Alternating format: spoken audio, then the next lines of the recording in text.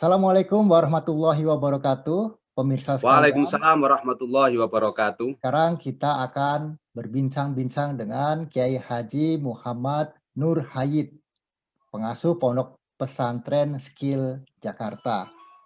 Saya dan beliau pernah ketemu karena beliau pernah mengisi acara di Tokyo. Itu acara apa dulu ya? Ya, jadi kemarin ketika sebelum pandemi, saya beberapa kali diundang oleh teman-teman PCINO di Tokyo, Jepang, dan tugas dari pengawalan Kensusi di Jepang dari Kementerian Ketenagakerjaan Republik Indonesia. Akhirnya saya bisa kenal Jepang, budaya, kultur, hingga kulinernya. Saya makan satu menu yang sangat spesial di bawah Gunung Fuji yang katanya itu menunya para prajurit terbaik di zaman ninja dulu. Para samurai Jadi, gitu ya? Iya, para samurai. Tidak ada dagingnya, yang ada itu kalau di Indonesia namanya labu. Oh, labu Ya, ya? labu sama mie agak besar-besar itu. Jadi spesial lah pokoknya lah. Jadi alhamdulillah kesan-kesannya selama di Jepang itu kesannya positif semua ya, alhamdulillah ya. Saya merasa positif karena hampir tidak ada yang kurang saat di Jepang, karena semua teman-teman muslim di sana, khususnya dari PCINO dan teman-teman yang selama ini sudah lama tinggal di Jepang, seperti teman-teman di dunia usaha, saya sebut misalnya yang tinggi itu siapa namanya, yang travel? Siapa itu? Pak Kris ya? Ya, Mas Kris. Ya, jadi bagaimana Mas Kris dengan kesibukannya bekerja, beliau nganterin saya kemana-mana. Oh, Sampai iya, ke Gunung iya. Fuji saya kibarkan bendera NU, itu dikawal oleh travelnya Mas Kris. Kemudian diantar oleh Pak Anwar. Saya tinggal di rumahnya Pak Anwar. Dan keliling ke rumahnya teman-teman tentu. Ya, saya tidak bisa sebutkan satu persatu. Diajak keliling juga ke mana itu, yang paling tinggi di Jepang, Japan Gunung Tower Fuji. atau Tokyo Tower itu. Ah, yang Skytree itu ya? Yang di Ya, Asakusa ya? Skytree. Kemudian saya diajak, kebetulan ada komunitas motor gaul yang lagi parkir. Iya, Dan iya. kemudian saya dipersilahkan untuk take picture aja, foto, karena itu saya ngambil buat drive motor gaul sama komunitasnya di Jepang bersama bule-bule itu, sekedar foto di tengah jalanan kota Tokyo misalnya. Terus saya diajak keliling ke robot-robot itu sama Hashimoto, nama Facebooknya Hashimoto. Kemudian diajak keliling ke toko-toko bekas tapi masih keren, yaitu ada Alroji dan tas dan seterusnya. Itu luar biasa. Jadi selain saya diantar oleh Pak Anwar dan teman-teman ke berbagai masjid di seluruh Jepang, tidak hanya di Tokyo, saya naik kereta cepat. Apa namanya keretanya itu, Pak Bakhtiar? Shinkansen itu. Ya, naik Shinkansen sambil pakai sarung kayak serban, itu dilihat oleh semua orang Jepang, ini orang apa gitu ya. Apa sih yang kurang atau apa sih yang, kan sekarang banyak juga muslim yang saat ini ada di Jepang kan, tinggal di Jepang gitu. Kira-kira apa sih yang harus dipelajari di Jepang agar pas ke Indonesia itu lebih bermanfaat begitu? Ya, yang pertama yang harus kita pelajari dari Jepang untuk kita bawa ke Indonesia adalah budaya. Budaya ya. Budaya masyarakat Jepang yang jujur. Ya, asidku ini adalah ajaran paling pokok dalam Islam. Kalau orang itu sudah jujur, biasanya Islamnya benar, Pak. Sebaliknya al-kadhibu atau al-kidbu itu adalah perilaku yang paling dikecam dalam Islam. Makanya al-kidbu atau al-kadhibu ra'su kulli khati'atin. Iya. Dan dalam riwayat itu, kebohongan itu adalah pangkal dari setiap kesalahan, pangkal dari setiap kejahatan. Kenapa? Kalau orang udah bohong, pasti akan menutupi dengan kebohongan-kebohongan yang lain. Tetapi asidku asasun najah. Jujur itu adalah prinsip atau dasar atau pokok dari kesuksesan, keberhasilan. Orang kalau udah jujur, Pak, mau kayak gimana aja, itu pasti tenang hidupnya. Karena apa? Mau hidup juga oke, mau mati pun dia mati membawa kejujuran. Dan Allah senang pada orang-orang yang jujur. Nah, Jadi prinsip kalau dari kejujuran ini adalah prinsip yang luar biasa yang diterapkan di Jepang. Tidak hanya berada dalam otak dan pikiran masing-masing masyarakat Jepang, tetapi sudah menjadi perilaku kultur masyarakat Jepang. Ya, contohnya kita sudah banyak melihat, termasuk saya sendiri ngalamin barang ketinggalan, ya itu nggak pernah ada yang diambil orang lain. Itu apa itu yang Kalaupun ketinggalan nggak itu? ketemu di tempat itu, mesti akan ketemu di tempat penyimpanan. Mengajarkan kejujuran clear, kejujuran betul itu dan dipraktekkan. Alhamdulillah itu yang bisa kita ambil. Yang kedua, kerja keras dan profesionalisme. Islam sangat mengajarkan kerja keras. Faidha faroghta fansop. Kalau kamu sudah ngerjain satu perkara, segera kerjain yang lain. Nggak boleh kita menyanyiakan waktu. La tudayyi'ul waqt. Nggak boleh kita membuang waktu sia-sia, Pak. Karena apa? Islam sangat tidak menghargai orang-orang yang lalai. Ya. Dan ciri-ciri orang yang lalai adalah yang membuang-buang waktu. Kenapa? Karena Islam memiliki konsep ad-dunya mazra'atul akhirah. Dunianya hanya tempat menanam. Lo nggak punya waktu lama di sini. Paling banyak 60, 70, 80 tahun. Lo nanam di sini. Di mana tempat memanen dan kehidupan sejati kamu adalah walal akhiratu khairul laka minal ula. Tempat abadi kamu adalah di akhirat. Di situ kamu akan hidup selama-lamanya. Makanya jangan sia-siakan di dunia. Tanam, panen. Jangan ada waktu cuman lalai, istirahat, tidur, molor terus, tapi nggak ngapa-ngapain. Tapi kalau tidur, boleh nggak? Boleh, karena tidur itu bagian dari ibadah. Ketika tidur kita diniati untuk mengembalikan stamina, energi kita untuk beraktivitas lebih baik lagi. Nah, yang ketiga adalah prinsip profesionalisme. Prinsip takhassus. Orang Jepang itu kalau sudah satu, ya satu yang dikerjakan. Nggak kemana-mana. Makanya ketika mereka bekerja, hasilnya pun maksimal. Nah, ini juga menjadi prinsip dalam Islam. Islam itu meminta kepada setiap muslim itu untuk konsisten dan istiqomah. Itulah makna takwa. Takwa itu sejatinya adalah konsisten dan istiqomah.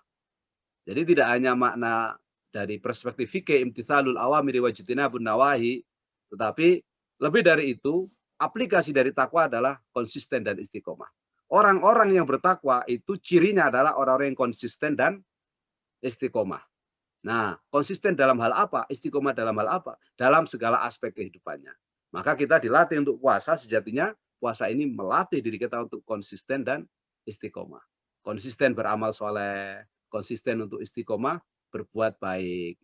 Dan kita dilatih untuk konsisten dan istiqomah ini mulai dari pola hidup kita, cara makan kita, cara istirahat kita, cara ibadah kita, hingga cara kita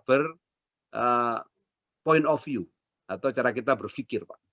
Kenapa? Karena orang berpuasa banyak yang sia-sia puasanya kalau dia tidak bisa mengendalikan dirinya dan nafsunya serta pikirannya. Itu yang disebut oleh Rasulullah, kam min shaimin laisa lahu min siyamihi illal ju' wal atash. Berapa banyak orang yang puasa dia nggak mendapatkan apa-apa dari puasa, nggak mendapatkan pahala, tetapi yang ia dapetin hanya lapar dan dahaga. Kenapa? Karena dia masih mengerjakan perilaku yang sangat dibenci oleh Islam, dibenci oleh Allah, dibenci oleh Rasulullah. Yang dalam konteks puasa digambarkan atau dirumuskan dalam kalimat khamsun yuftirna syiyam, 5 perkara yang membatalkan pahala puasa. Yang pertama al-kizbu atau al-kadhibu, bohong. Yang tadi saya sebutkan sebagai ra'su kulli khati'ah, pangkal sebuah kejahatan, pangkal sebuah masalah. Yang kedua al-yaminul kadhibah atau al-yaminul kadhibi, sumpah bohong. Ya, dikit-dikit kita bicara demi Allah, wallahi. Nah, ini kan banyak tetangga-tetangga kita baru kenal Islam, seolah-olah caranya harus berislam-islam ria itu dengan berarab-arab ria. Orang Arab kan suka dengan bahasa wallahi, wallahi, wallahi. Kenapa sih untuk urusan sepele, urusan tempe, atau urusan beli jagung, atau beli anggur kok masih pakai wallahi? Terlalu kecil nama Allah diturunkan untuk urusan duniawi. Nah, apalagi sumpahnya sumpah bohong, percuma puasanya. Jadi orang yang suka berbohong, suka sumpah bohong, walaupun lapar dia, Rasulullah yang mengatakan tidak ada nilainya di hadapan Allah Subhanahu wa taala kecuali lapar dan dahaga. Yang ketiga, orang-orang yang masih ghibah, masih membicarakan aib orang lain. Ya, masih mengumbar aib orang lain dengan kita ceritakan kemana-mana. Bahkan berani melakukan pembiaran atau kita sendiri yang melakukan penyebaran berita hoax. Nah, ini era sosial media luar biasa godaannya untuk kita berpuasa. Mungkin kita tidak ikut ghibah, tapi kalau di grup itu ghibah dan kita diam lalu kita menikmati ikut chatting-chatting yang dikirim, kita pun ikut percuma puasanya. Caranya bagaimana? Ya kita bilang, kita puasa yuk, stop dulu, nanti aja habis maghrib misalnya. Tetap nggak boleh walaupun habis maghrib. Ya, karena prinsip dari kita latihan puasa adalah mengendalikan diri. Apalagi kita namimah. Apa itu namimah? Adu domba. Si A nggak bilang begini, kita bilang begitu. Si B nggak bilang begini, kita bilang begitu. Akhirnya A sama B berantem. Kalau mereka berantem, kita senang. Na'udzubillah. Itu adalah namam. La yadkhulul jannah an-namam. Tegas itu hadisnya Rasulullah. Tidak akan pernah masuk surga an-namam. Orang-orang yang suka mengadu domba. Na'udzubillah min dzalik. Maka Rasulullah mengancam orang-orang yang suka ghibah, membicarakan aib orang lain, ngerasani kalau di Jawa katanya, dan orang yang mengadu domba itu tidak akan pernah mendapat faedah puasa apa-apa. Karena dia berarti tidak bisa mengendalikan dirinya. Dan yang terakhir, an-nadhru bisyahwat. Orang-orang yang tidak menjaga matanya, pandangannya dari melihat syahwat. Melihat yang diharamkan oleh Allah. Nah, ini tentu lebih berat tantangannya di Jepang. Karena orang Jepang mayoritas tidak beragama muslim. Mereka ketika puasa pun tidak puasa.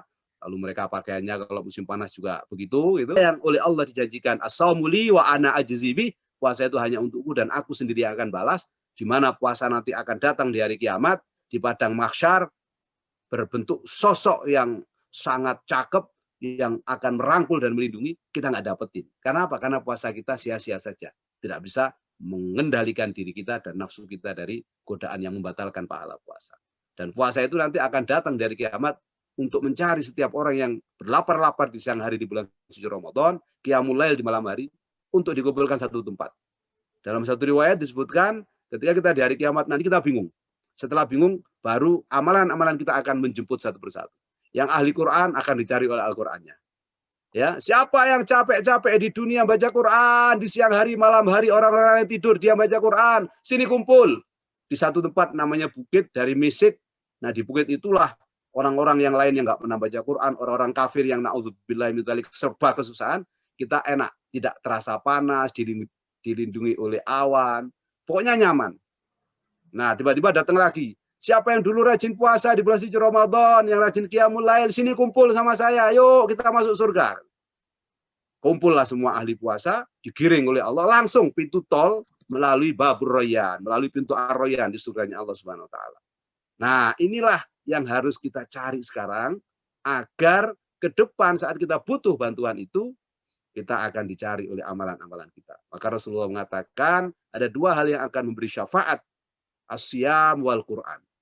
Jadi puasa kita akan memberi syafaat nanti dan Quran yang kita baca akan memberi syafaat, Dan bulan suci Ramadan adalah bulan diturunkannya Al-Qur'an. Syahrul Ramadan alladzi unzila fihi al-Qur'an hudal linnasi wa bayyinatin minal huda wal furqan. Nah, dengan paham begini kita akan semakin menikmati Ramadan ini sehingga kita akan senang beribadah di Ramadan dan akan sedih kalau ditinggal Ramadan. Tapi kalau teman-teman tidak ngerti luar biasanya Ramadan, akhirnya seolah-olah Ramadan dilihat seperti bulan-bulan biasa, maka niscaya rugilah kita. Itulah yang disebut oleh Rasulullah, "Lau ta'lamu ummati annama fi Ramadan la tamannau kullasyuhur." Ya, kalau seandainya umatku tahu apa yang ada di dalam bulan suci Ramadan ini, niscaya umatku akan minta seluruh bulan itu menjadi kullu syuhur Ramadan. Semua bulan akan menjadi bulan suci Ramadan. Selain dari syafaat Quran dan puasa, ada syafaatul uzma. Syafaat dari baginda Rasulullah SAW. Dan kita otomatis punya hak prerogatif untuk mendapat syafaat Rasulullah. Karena kita adalah umatnya Rasulullah. Karena umat lain pun nanti minta syafaatnya Rasulullah. Tapi yang dipilih terlebih dahulu oleh Rasulullah adalah umatnya terlebih dahulu. Nah, siapa nanti akan paling cepat mendapat syafaat? Aqrabu man ilayya yaumal kiamat aktsaruhum alayya salatan.